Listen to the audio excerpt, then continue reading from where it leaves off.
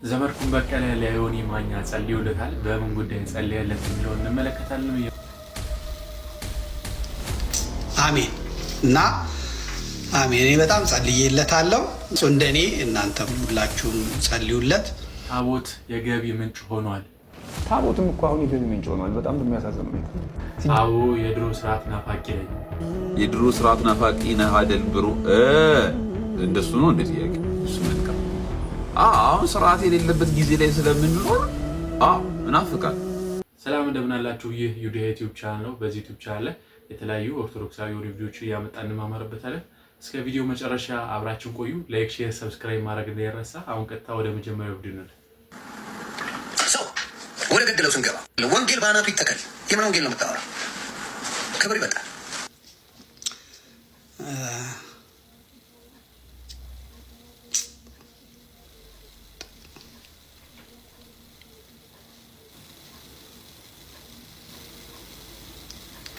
አሜን እና አሜን። እኔ በጣም ጸልዬለታለሁ። መድኃኒቱን በጊዜ ይውሰድ፣ ይረጋጋ እና ብዙ እንዳታስብ እንደኔ እናንተም ሁላችሁም ጸልዩለት። እንግዲህ እኔ ያዘንኩበት ያለቀስኩበት ሰው እንዳያችሁት ነው የሚሆነው። ወደፊት ጾታውንም ሊቀይር ይችላል። እንግዲህ በጣም መረጋጋት ያስፈልጋል። ማየት ነው፣ ሲመጣ መቀበል ነው። አንዴ እሱ ያመጣውን እሱ እስኪመልሰው ምንም ማድረግ አይቻልም እና ደግሞ እርጅና ሲመጣ በእውነት በደህና ጊዜ መያዝ የነበረበት ገንዘብ ዝም ብሎ ባክኗል እና ከ100 ሚሊዮኑ ምናምን ግን የምታገኘው ነገር እንደሌለ እወቅ። አሁን ደግሞ ድሮ ያው የተከፈለህ ገሌን ስደብ ትባል ነበር። አሁን በአንተ ስድብ የሚበሽቅም የሚናደድም ስለሌለ ከፋዮችም እንደሌሉ ሰምተናል። እግዚአብሔር ይሁን። አሁን በቀደም ዕለት ሃይማኖቴን እቀይራለሁ እኔ በቃ እቀይራለሁ ዛሬ ኦርቶዶክስ ነው የምሆነው ስትል እኔ በጭንቅላቴ ቆሜ ነው ኧረ መድኃኔዓለም ምን አልንህ ምን በደልንህ ብዬ ያልኩት። በእውነት ብድግ ብዬ መድኃኔዓለም ምን በደልንህ ብዬ እንደውም አንዳንድ ጴንጤዎች ጋር ደውዬ ኧረ ያዙልን፣ በጌታችሁ ያዙልን፣ አይምጣብን፣ እዛው ያዙት። የሚመቸው ለእናንተ ነው። የነቢይት ብርቱካንን ስልክ ፈልጌ ማን ይስጠኝ? ሰው ምቀኛ ነው ደግሞ ሰው። በስመ አብ እንደው ጌታን ልቀበል ነው አላልኩ፣ ምን አላልኩ። እንደው ስጡኝ፣ እንግዲህ የላችሁም የምነግራት ነገር። ነቢይት ብርቱካንን ባስፈልግ አጣሁ። እንደው እዛው እንድትይዝልን፣ በእውነት እዛው እንድትይዝልን፣ ወይ ደግሞ የጎደለ ጥምቀት ካለ ድጋሚ በደንብ የጠለቀ አይመስለኝም። አሁን በደንብ ጴንጤ ያልሆነው ጴንጤዎቹ ወይም ደግሞ ገንዳ ውስጥ ስለሆነ ይሆናል። እዚህ የሻወር ገንዳ ውስጥ ሲሆን ቶሎ እንትን አይልም። ወንዝ ሚሲሲፒ ወንዝ ወስዳ መድፈቅ ነበረባት። በሰርኑ መግባት አለበት። እንደዚህ ወደታች እንደዚህ ሲል በዚህ መግባት አለበት። በእውነት ይሄ የጥምቀቱ ጉድለት ነው። የነሱ ያጠማመቅ ጉድለት ነው ልጁን እንዳይጸና ያደረገውና የፕሮቴስታንት ፓስተሮች ባካችሁ ከተቻለ ድጋሚ ገንዳ ላይ የሻወር ገንዳ የምታውቁት ነው። ሻወር ገንዳ ጭቅቅት አለው፣ ቅጭጭት አለው፣ እንደገና ብዙ ነገር ነው ያለው እና የገንዳ ጥምቀት ጥሩ አይደለም ማድረግ። ወንዝ ወስዶ ወራጅ ወንዝ ወስዶ እዛ ላይ ብታጠምቁት ጥሩ ይሆናል ብዬ ነው የምለው። እኔ በእውነት በህይወቴ እንደዛ ደንግጬ አላውቅም።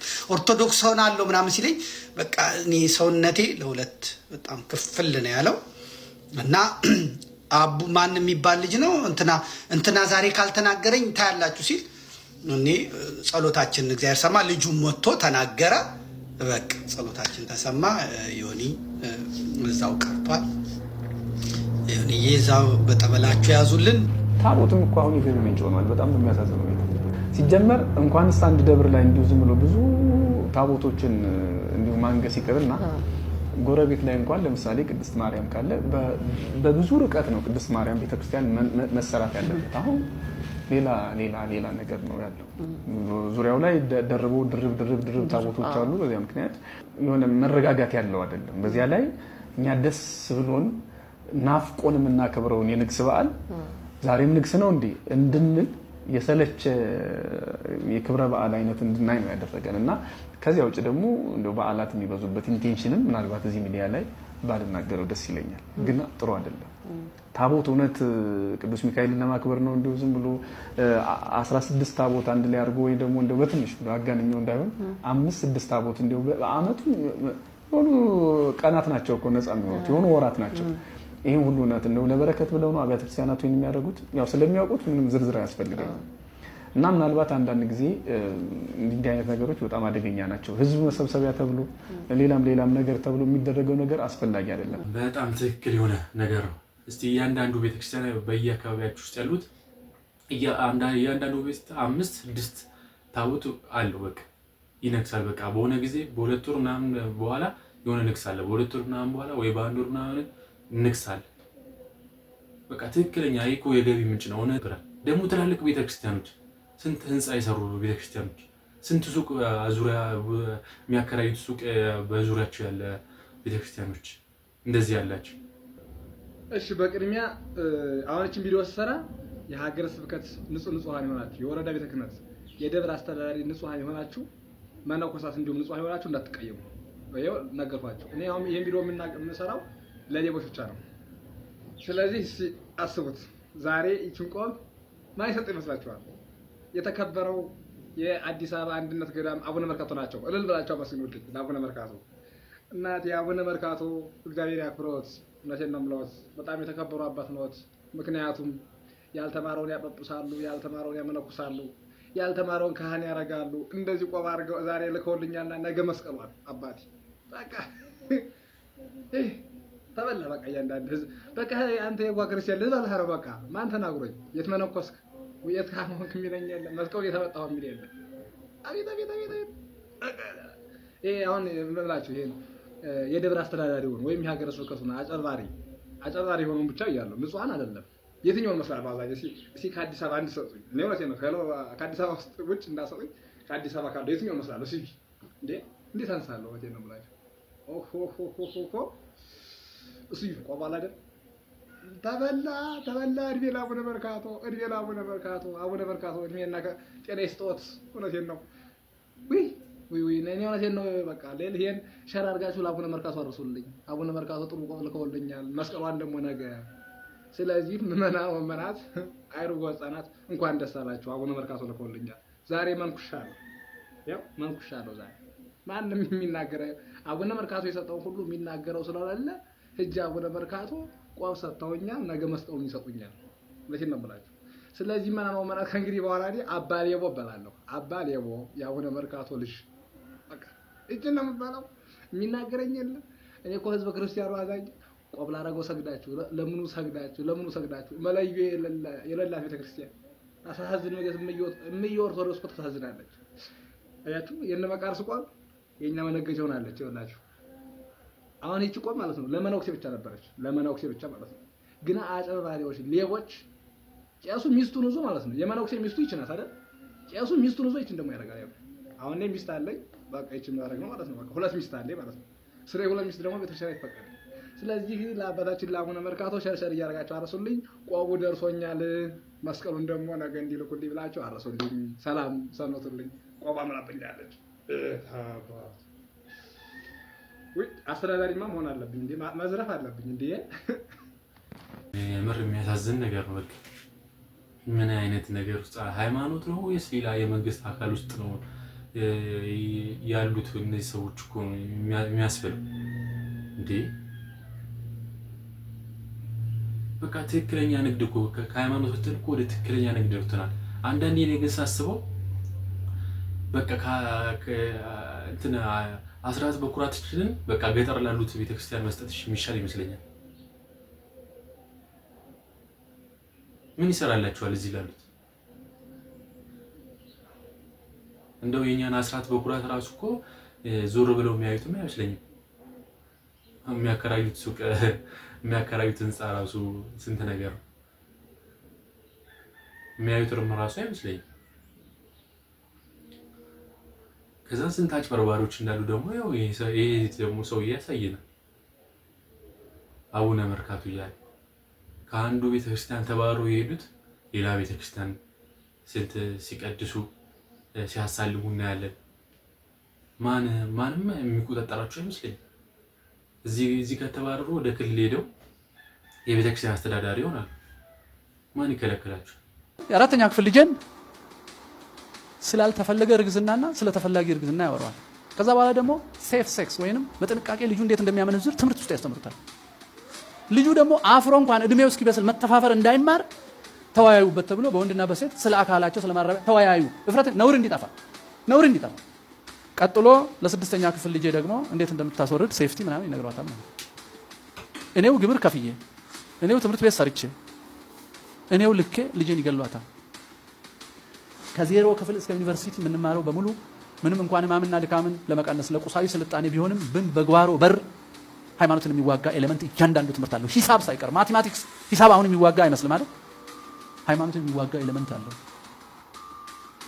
ስለ ኬክሮስ ስለ ኬንትሮስ ሲያወራ ስለ መሬት መዞር ሲያወራ እኮ እግዚአብሔር እንዲህ አድርጎ ሰራ ብሎ እንደ ሄኖክ አይደለም የሚነግረን። የሆነ ሳይንቲስት እንደደረሰበት ከኛ ሰርቆ በሳይንሳዊ መንገድ ነግሮን በተፈጥሮ ያለውን ስርዓተ መስተጋብር እንድናመልከው በሱ ብቻ እንድንመሰጥ አንክሮና ዘክሮ ለሰማያዊ አምላክ እንዳንሰጥ የሚያደርግ ነው። ሂሳብ እንኳን ሳይቀር የሐሰት ትዕቢት እንዲያድርብን በዛ ሂሳብ ስለቻል ከእግዚአብሔር ለይተን እንድንረዳው ነው የሚሰራን። የግቢ ጉባኤ ዋናው አንዱ ስራው የሴኩላሪስቶችን አሰራር የትምህርት አቀራረብና የአእምሮ አጠባ ስልት ተረድቶ ኦርቶዶክሳዊ ማንነትን መጠበቂያ ቦታ ነው።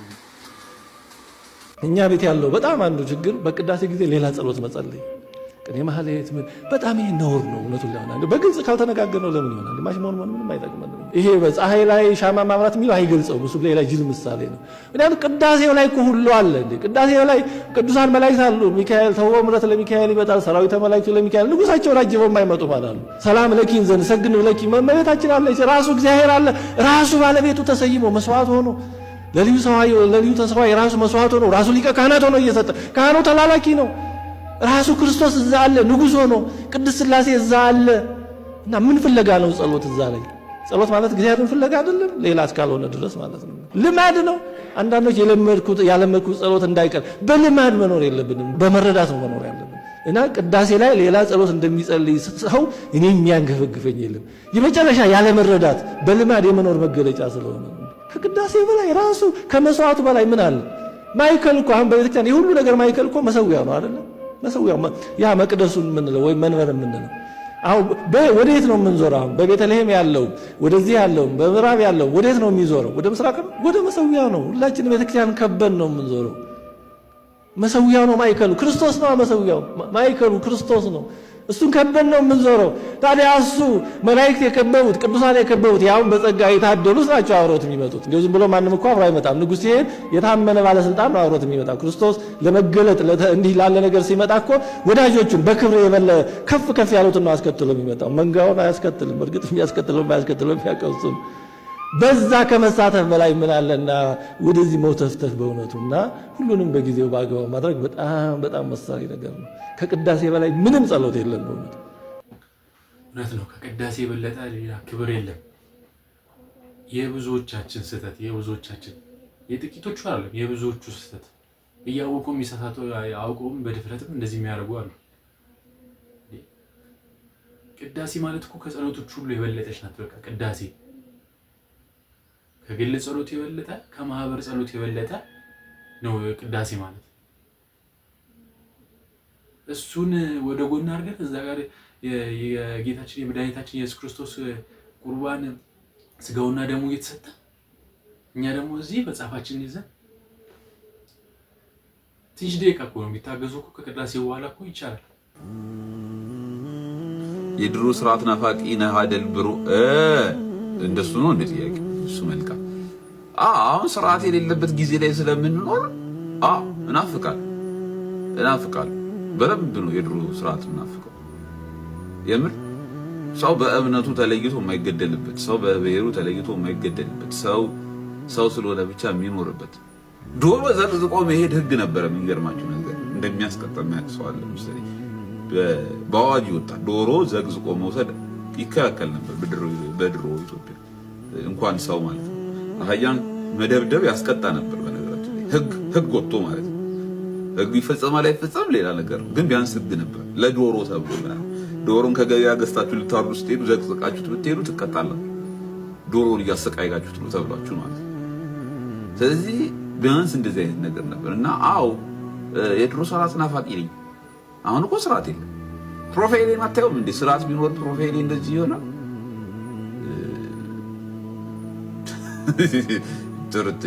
ጥርጥር የለውም። ናፍቃል እና የሚታፈርበት ምናምን ነገር አይደለም። እሺ የድሮ ስርዓት ምናፍቅ ምናምን ለእግዚአብሔር አትነግረውም እንደ ኃጢአትን የምን ነፍስ አባት ነው? ካህንና ሰውን ለመለየት መጥፎ በአሁኑ ሰዓት በከተማችን በእያንዳንዳችን ጋር ነግሶ ያለው ይኸው ኃጢአትን ለእግዚአብሔር ንገር ይላል። አያውቅም። እኔ የሰራሁትን ኃጢአት ያውቃል። አያውቅም። መስደብ አይደለም ይሄ እግዚአብሔርን አያውቅም። ልንገረው ኃጢአቴን ለካ አይም። ኤርምያስ 23 አንብቡት። ኤርምያስ 23 እኔ የቅርብ አምላክ እንጂ የሩቅ አምላክ አይደለሁም፣ ምድርና ሰማይን የሞላሁ እኔ አይደለሁምን? ልብ በሉ። ይህ አምላክ ንገረው። ነፍስ አባታችን ጋር ስንቀርብ፣ አበነፍሳችን ጋር ስንቀርብ ምንድን ነው የምናደርገው?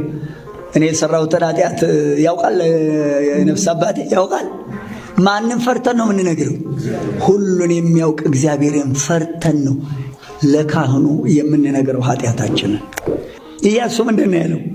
ምንም ነገር አትሸሽገኝ፣ ለእስራኤል አምላክ ለእግዚአብሔር ክብር ስጥ ንገረኝ አለው።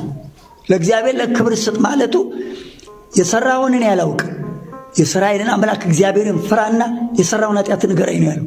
ኃጢአት የሚነገረው ለማን ነው? ለካህን። የካህን አስፈላጊነት ጻፍልኝ ጥቅስ ማቴዎስ 8:1-4፣ ማርቆስ 1:40-44፣ ሉቃስ 5:12-14። ካህናት ላይ አልባሌ ነገር የማይረባ ነገር እያወሩ ሕዝብንና ካህንን የሚለዩ አጋንንት መሳሪያ ያደረጋቸው ሰዎች አሉ። አዳምን የእባብ ስጋ ለብሶ ነው ከገነት አስወጥቶ ከፈጣሪ ለዩ። አሁን ዛሬ ደግሞ ካህንና ሕዝቡ ምዕመናኑ ተገናኝቶ ንስሐውን እንዳይነገር አሉ መሀል የገቡ ደግሞ እባቦች። የ8ኛው ሺህ እባብ ሆነው የስህተት መሳሪያ ሆኑ ካህናትና ሕዝቡን የሚያለያዩ ኃጢአትን ለእግዚአብሔር ነገር የሚሉ አያውቅም። ስድብ ነው ይሄ። ያውቃል እግዚአብሔር። ኃጢአት የሚነገረው ለካህን። እግዚአብሔር መልካም ነው። አሜን አሜን። አንቺ ተነሽልኝ። እኔ እዚህ ቆሜ ምንድነው? አንቺ እሷን ታውቂያታለሽ? አታውቂማ? አንቺ የት ሀገር ነው? የት ሀገር ነሽ? ወረታ። አንቺ ያ ነገር ታውቃለሽ? አላውቅም። የባልሽ ሀገር የት ነው? የባልሽ ሀገር አላገባሽም? አዎ። እሺ ያንቺ ሀገር የእናንተ ሀገር የት ነው? የኔ ሀገር ወላይታ። ወደ ወላይታ ታውቂያለሽ? እዛ ምን አለሽ? ጓደኛ አለ። ፍቅረኛ? ፕሮፌሰር አልተግባባችሁም? እኔ በጣም እየተነበይኩ ነው። እናንተ ናቸው አልተግባባችሁ ከኔ ጋር። ያው እኔ በቃ ሌላውን ትቼ ማለት ለራሳችሁ ነው። በቃ አሁን ትንቢት ነው። አልተግባባችሁም ይላል ራሱ ቢሮ ውስጥ አስተንቶ መጥቶ ወይ ወደ አለማራዊ እኔ እኮ ህዝቡ በቃ ካለማወቁ የተነሳ ማለት ሩቅ ጠፍቶ ይሏል። በቃ በሩቅ ጠፍቶ ይሏል። በተለይ እንደዚህ ገጠር ምናምን ነገር ወደ ከተማ ምናምን እንትን ያልደረሱ እንትኖች ሰዎች በቃ በደንብ ጠፍቷል። በደንብ ማለት ይህ ውስጥ ወደ ወላይታ ምናምን ነገር ለምንድነው እንደዚህ አይነት ነገር ይበዛ? በቀላሉ ይታለላሉ።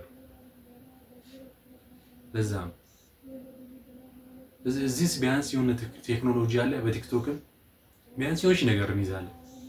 እዛ ግን ያሉት በቃ እዛው አካባቢያቸው ያለ ሰው ስለሆነ በቃ እንደዚህ አይነት ቸርች ይከፍትና ከዛ በኋላ በቃ የነሱ መነገጃ ይሆናል ማለት ነው። በጣም ያሳዝናል። የምር ብቻ ለዛሬ የነበረን ቪዲዮ ይሄንን መስል ነበር። በቀጣይ ቪዲዮ እስከምንገናኝ ላይክ፣ ሼር፣ ሰብስክራይብ ማድረግ እንዳይረሳ። አስተያየት ካላችሁ ኮሜንት ላይ ጻፉልኝ፣ አነባዋለሁ። ሰላም ሁኑልኝ።